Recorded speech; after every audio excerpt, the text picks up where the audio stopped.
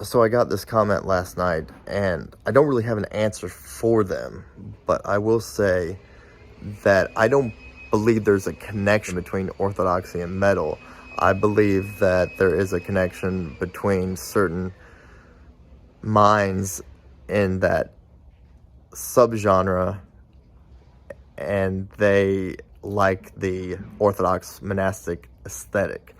That's the only connection. And you'll see in the comments on that video that a lot of people are like, oh wow, I've always been intrigued by Orthodoxy and I've always liked this band, but I didn't realize that there was a connection in the interest or whatever. Well, with Justin Marler's connection, all that. But if you need context, watch that video. But this person says that they assumed when they converted to Orthodoxy that they'd have to stop listening to heavy metal, and they wanted recommendations on how to learn more about that. If you're interested in Orthodoxy and you're asking questions like, well, what do I need to give up to be Orthodox?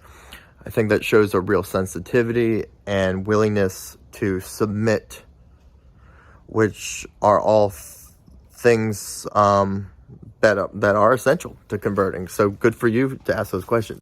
I just can't believe that you have to stop being a human being to be Orthodox.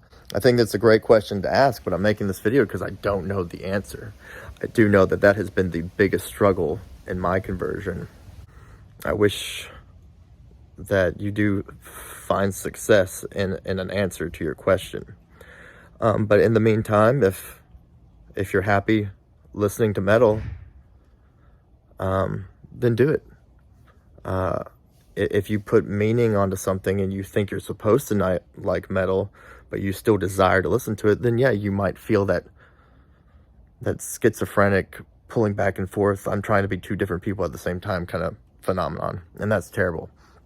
So I applaud your sensitivity, but just be gentle with yourself and don't try to take too much out of your life, because I think the real temptations aren't always something as sensual as music.